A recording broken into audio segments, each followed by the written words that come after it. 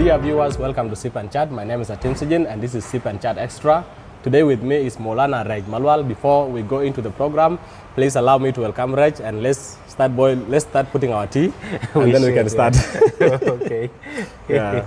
We're getting too traditional. This is okay. Sure. Okay. So otherwise, welcome to Sip and Chat Extra. Thank you so much. Yeah. Thank you. Wow. I think it gets interesting when we sip the tea, right? Yeah, sure. All right. So, dear viewers, as I said earlier, today with me is Maulana Reech Malual.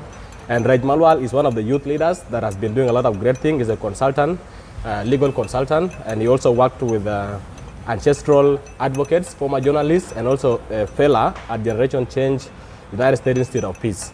So, Reech Malual, you're welcome to Sip and Chat Extra, and thank you for coming. Thank you, Atim, for welcoming me and making me part of your Chat and Sip. Sip and Chat Extra. Okay, Sip and Chat Extra. Thank you. Okay. So, Reech, as I said earlier, we are here to discuss briefly about youth unemployment in South Sudan. But before we do that, we are always happy to amplify the work of youth. And would like to give you like some few minutes to tell us who is Reech Malual, briefly. Yeah. I am actually a mixture of a lot of things, but I will not tell all of it. It's okay, you can summarize it. Yeah. Literally, like my life has been captured a lot more in two professions, being journalism and legal profession. More or less also I ventured into activism at some point. But in my in my younger age, I was very active in the church. Okay. And I have actually, like from time to time, being promoted from one position to the other. Like when I was 16, I became the secretary for external affairs in the church. Later next year, I was also given to be the deputy chairperson of the youth and choir in the church. And the subsequent year I was made the chairperson.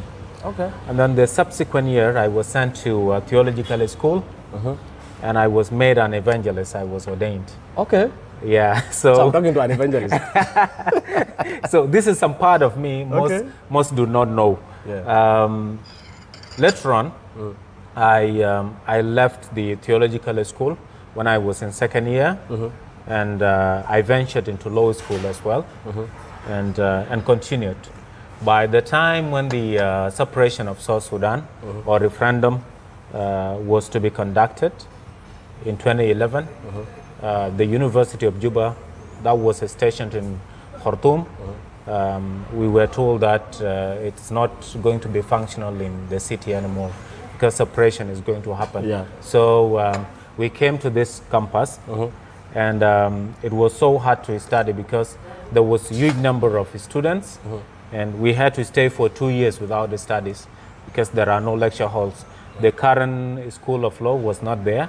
It was yet being constructed, and so we stayed for 2 years, 2011, 2012.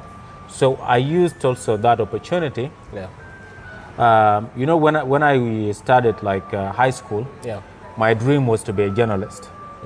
But because my family, I am the third generation of lawyer in my family. So my family think when there is a bright kid, you have to be a lawyer at some point. Okay.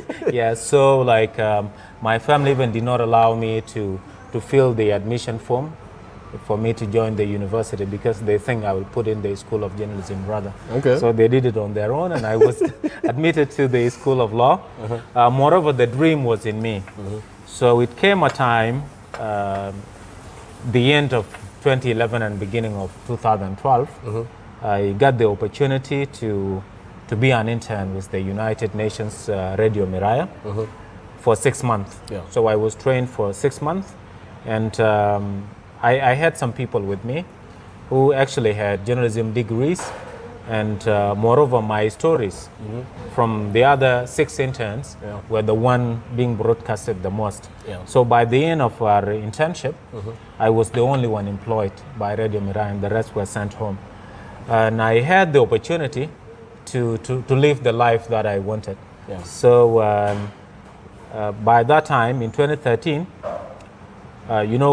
that family, I wanted to show them that I can also achieve something, Yes. and be able to live the life that I want.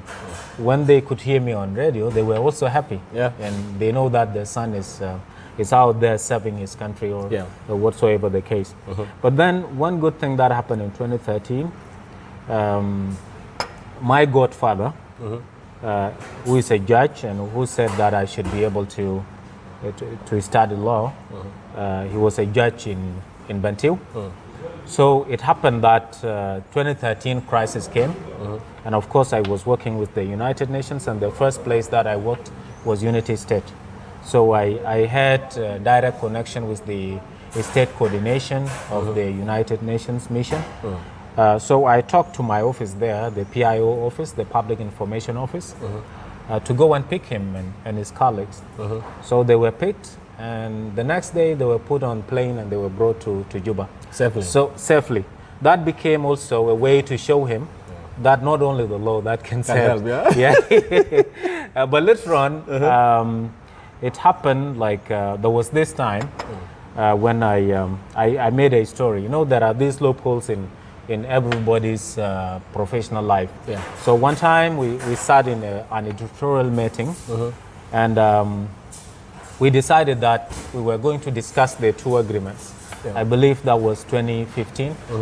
The agreement, the Addis Ababa agreement on the RCS, and then the Arusha agreement on the reunification of the party. Yeah. So having to do so, we agreed that Mama Rebecca will be interviewed. So I interviewed her. I called her through phone, and I did for her an interview. And then we invited Honorable Makwilwa to come in early morning to be present in the studio and discuss all these things, shining a light on the interview that Mama Rebecca presents. Moreover, we played the audio before Michael McQuay could come to the studio. Okay. So he heard it, and he wasn't happy with it. So he calls me and like, Reech, I'm not coming, and I want you to come to a press conference. So we wonder what happened. Maybe there is something serious. Early, like at 7, myself and one of my colleagues named Gabriel Joseph Shadar, we went to the Minister of Information. So we got the honorable ministers, the Minister of Cabinet Affairs, is still the current one, Martin Elia, and Michael McQuay. And they started by saying, Miraya, Miraya, Miraya. You are talking to rebels, you are rebels. We'll put you where you will not see the sun. So literally that became another like way of saying like how journalism works. Yeah. Sometimes it exposes you to danger. We were inside for like a week because the honorable minister announced that he will be targeting us in an official way because cameras were there, Al Jazeera, BBC. Like if he can do that, was too risky for you guys. So the mission had to detain us, and then Helen McGrath-Loy had to meet the president for us to be free. So it was done successfully.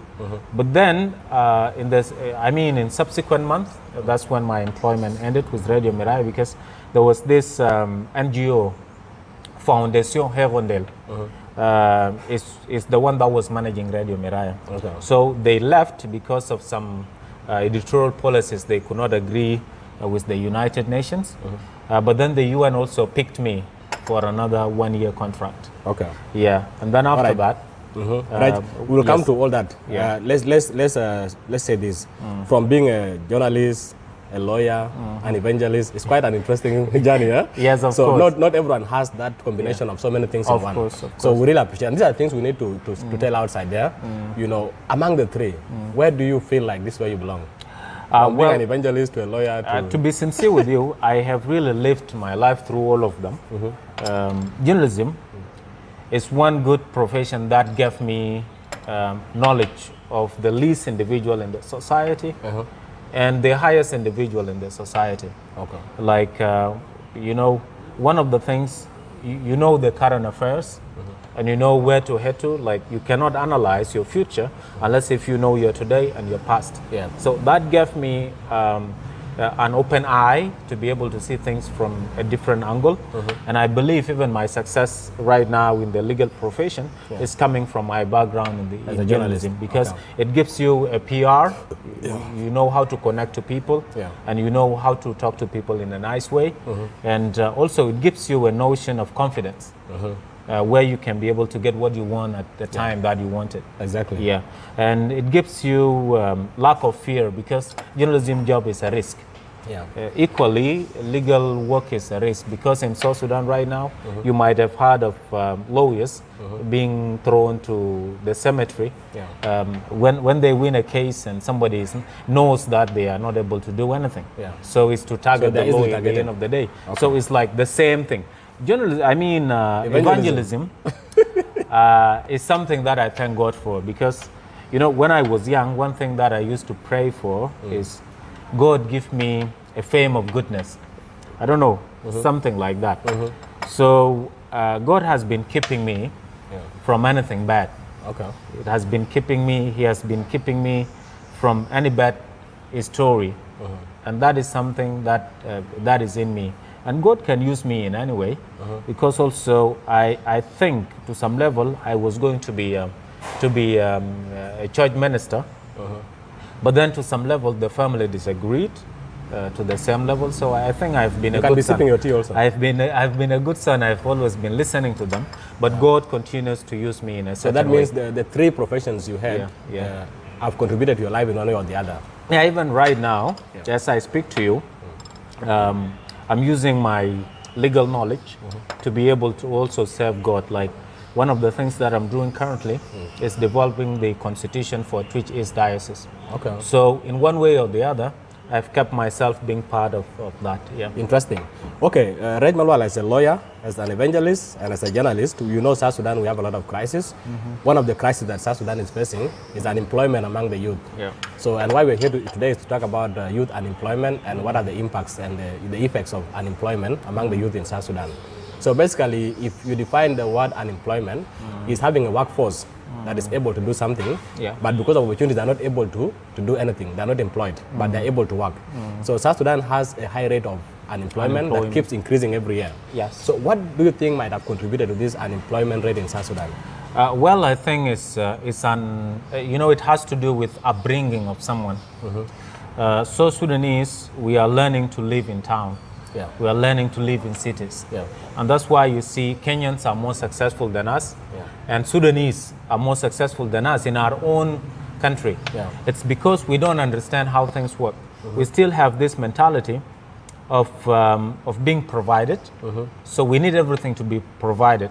We need the job to be provided, and somebody else made us to study maybe, and somebody will have to continue doing a lot for us. So this mentality is the one keeping us down. For example, when I came to Juba, I didn't know anything. I never came to Juba in my life. So when was that? Which year was that? That was 2011. 2011. Okay. That was the first time I came to Juba.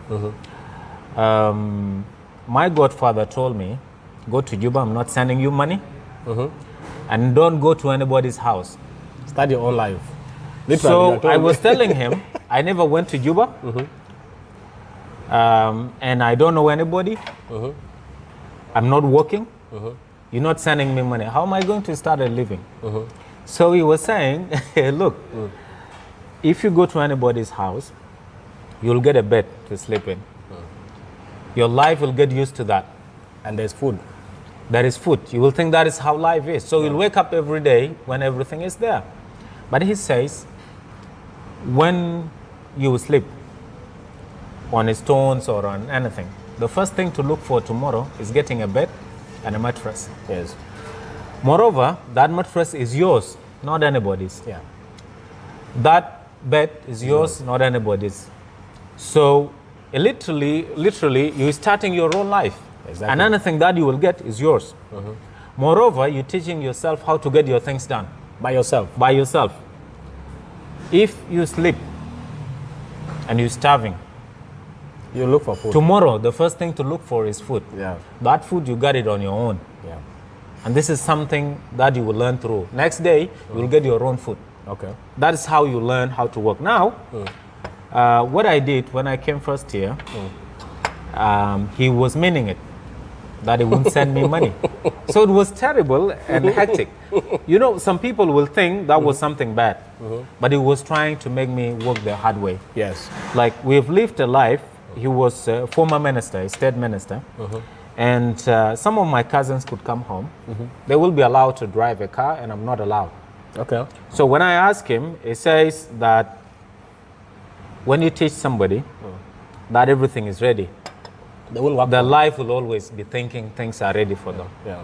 So he says, work hard and get your car. Okay. This is a good point. So what I want to say here, to end things, I worked for me to pay my school fees, because when we were in Khartoum, the government was paying for us. Yeah. And like, if you have a good record or good, I mean, if you have succeeded in the high school with good marks, government literally gives you a scholarship. Yeah. But when we came to South Sudan, it wasn't there. So I was getting all this burden on me. So what I did was working with the water security first. Okay. I Be able to pay your school fees. To pay my school fees and pay my food and wherever I'm living. Okay. And then after that, I ventured into journalism. So you're something earning a had to living. lead you to something. Yes. I know some people will have to feel bad when they start from somewhere. You will think, okay, my family is this, or I am this. How am I going to start from there? But if you don't start with the little, God will not bless you. You have to have something in your hand for you to get a blessing. It's how you struggle that God sees and opens your windows. And one thing you shouldn't do is knocking at a door that has closed itself. Like how I came to get the Radio Mirage job. One guy who was working in the water security, he was my supervisor, told me to choose between the two. He said I go to school because I was working at night. Say the university or a job, because he was bringing one of his close relatives to work at night, and he also studies. So I chosen to leave I consider that as a closed door. Yeah. So I shouldn't continue knocking at it, So you knowing have to there search is for new nothing doors that to I'm knock. depending on. Yeah. But I thought maybe things will work out. Yeah. To some level, one cousin promised me a job. You remember Bumat? Yeah, it was owned by a certain cousin of mine. So he called me like, I'm offering you a job, come in the morning. I said, okay. By 7, I was in the Matatu. He called me that I was late and that he's not giving me a job anymore. So I considered that as a closed door as well. Within that week, that's when I got the internship with Radio Mirai, and my life has never been the same again. So one thing also that I learned after working with the United Nations for a few years, and after coming out from it, trust me, my life is also different. Yeah. Because you are gaining experience. I gained Adds experience. value to your life. Yes, I gained experience in the radio. I gained connections as a journalist, and I gained also fame. Exactly. But then, when I came out from it, for a few months, it was an issue. Yeah. Because I got used to getting money from the employer and so forth. But then after that, I created my own organization, Screen of Rights, and I got noticed because of those same connections that I had. Yeah. I attended the African Human Rights Forum, NGO Forum, went to West Africa, and I was doing a lot more, like Article 19, we're meeting and doing things. And we started the Defy Head now with those of Stephen Coverts, and it was managed for a while, and SEPO and a Screen of Rights before it became independent of its own. And a lot of things happened. But then after that, I started my law firm as well. Right now, when I want to travel anywhere, nobody asks me. I'm a boss of my own.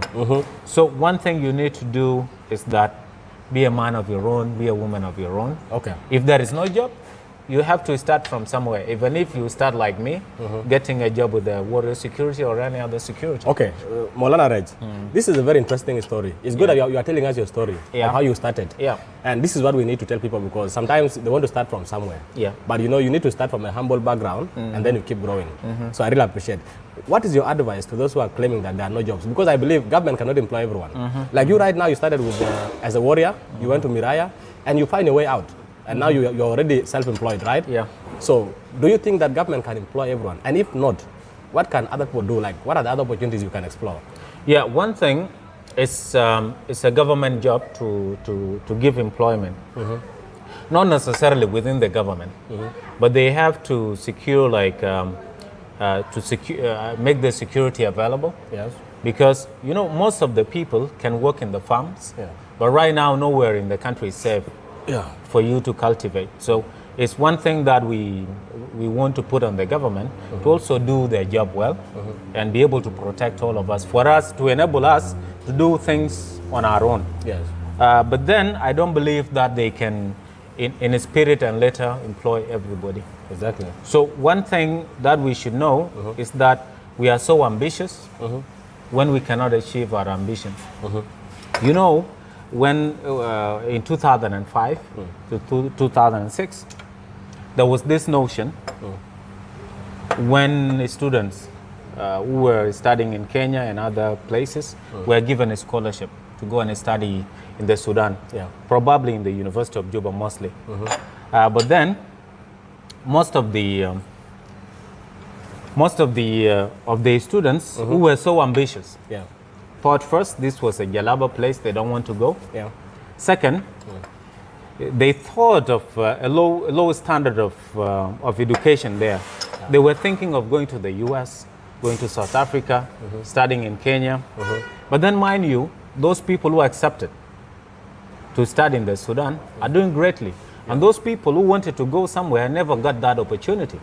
So what I want to say is this: as you wait for that big opportunity, do what is available right now. Exactly. That is what is necessary. How about this, our colleagues from the neighboring countries, like in Kenya and Uganda? They come home here and they're hawking.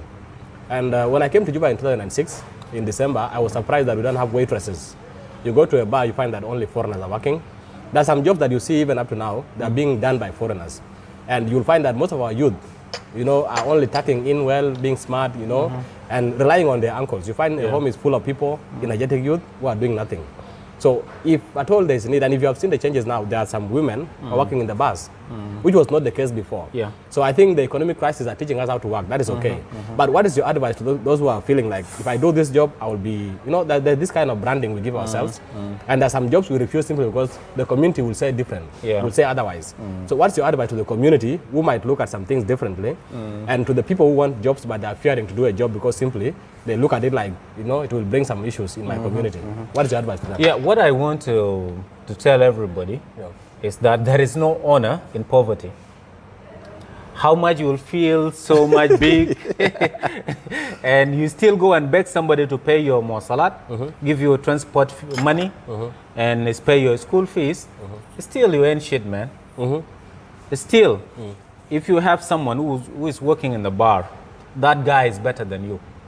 How much your uncle is taking care of you or your father, they say that somebody who's driving his father's car, the guy who has a cycle, a bicycle, he can speak in the because he owns the council of somebody who owns something.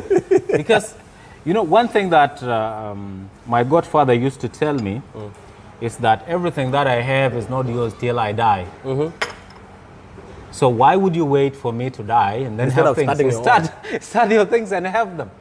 So let's leave this thing of like my uncle can help me, because we are bringing them down. You see, being nuclear to some level is being preached as bad. But what helps the West is that same mindset. When you realize that nobody will help you, you work to your own benefit. Exactly. But now we have been taught that somebody is there to always help us.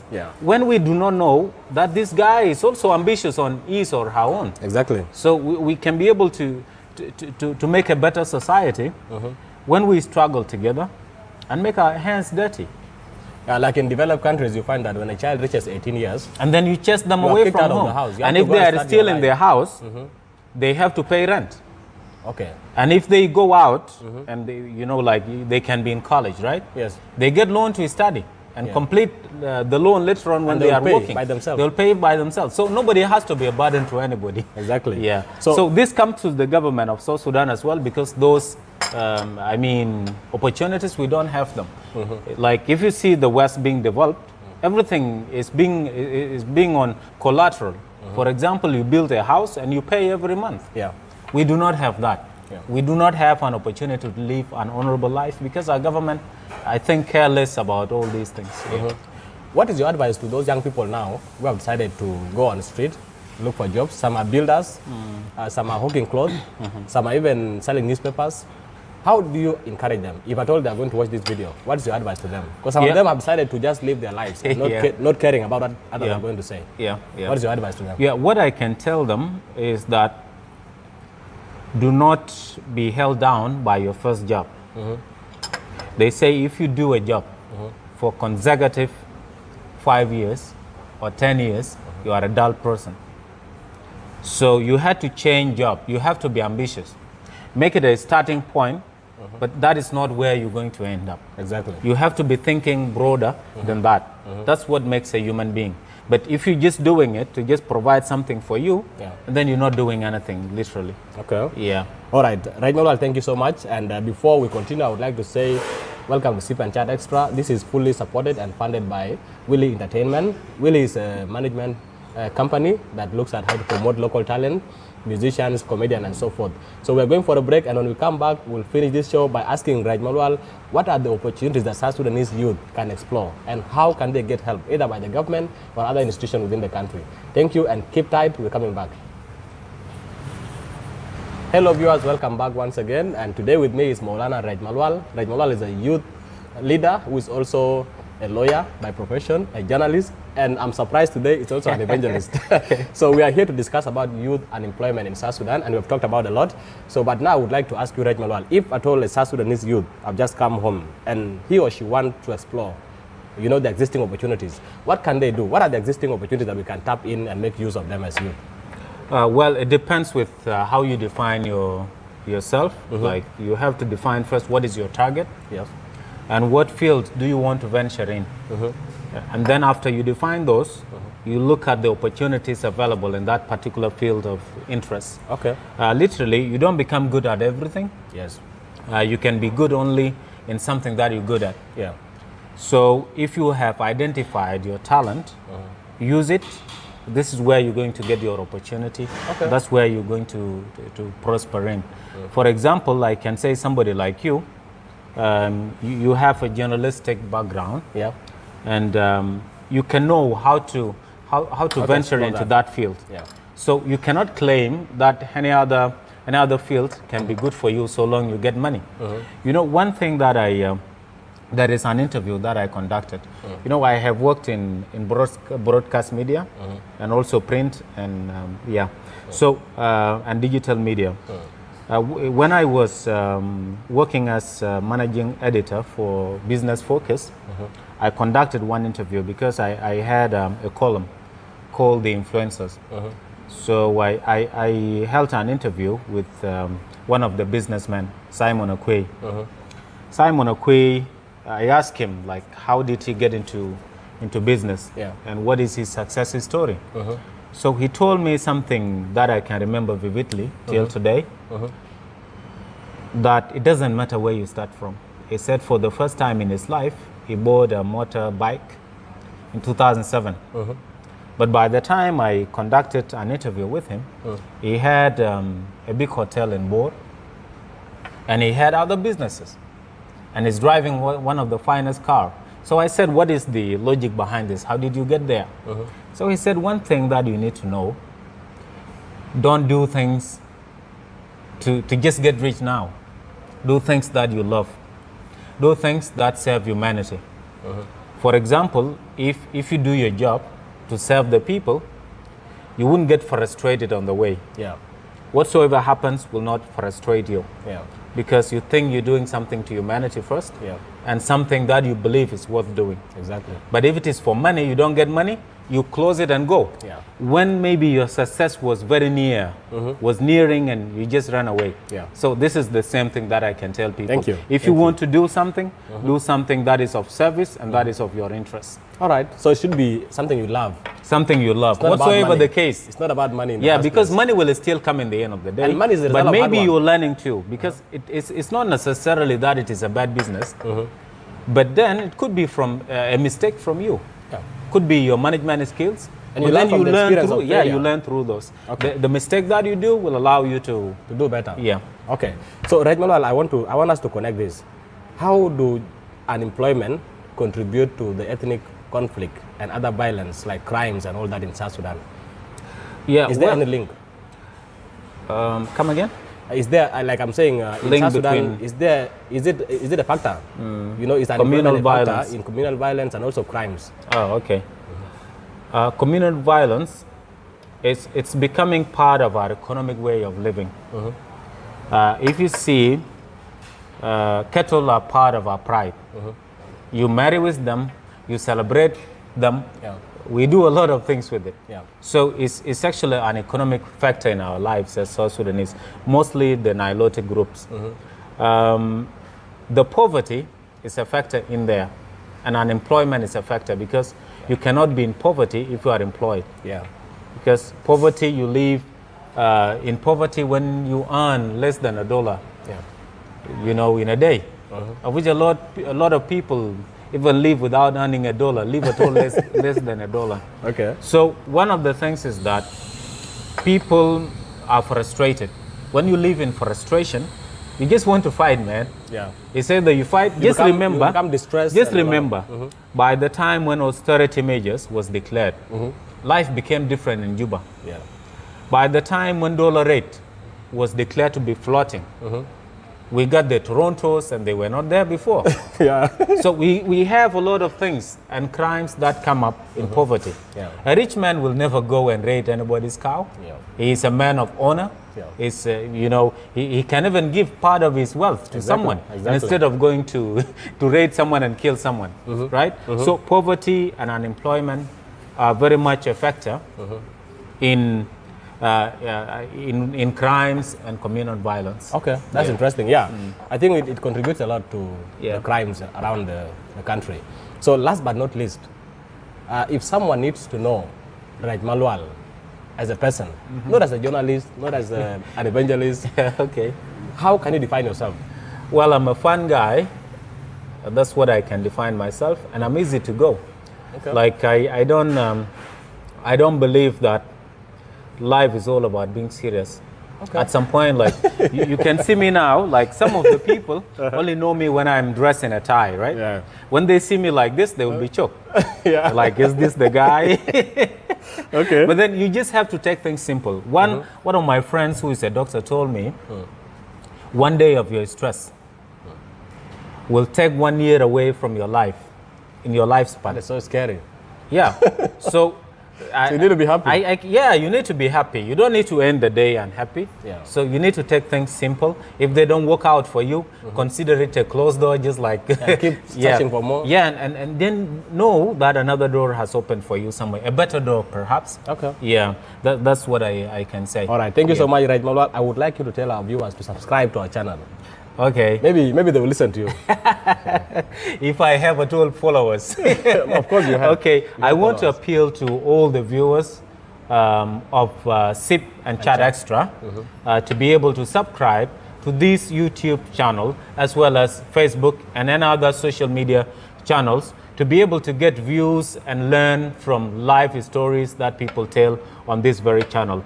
Moreover, I am honored to be here. Thank you. And I wish if I would come back one time, Obviously. if not at all for once. Cheers, cheers. Thank you so much. Dear viewers, this was Reech Malual, a lawyer, an advocate, legal consultant, an evangelist, and a journalist. Today we discuss about youth unemployment in the country, but before that we discuss about his life. You have heard about his journey, where he started, a very humble background, to be where he is now today. And I'm really happy. I didn't know that you started as a warrior, by the way. This is a very good story, and you can see now from a warrior to where he is. So anyone can do it. You can also do it. I can do it. Anybody can do it. Thank you so much for watching, and this is sponsored by Willing Entertainment, our own South Sudanese company that supports local talent in South Sudan.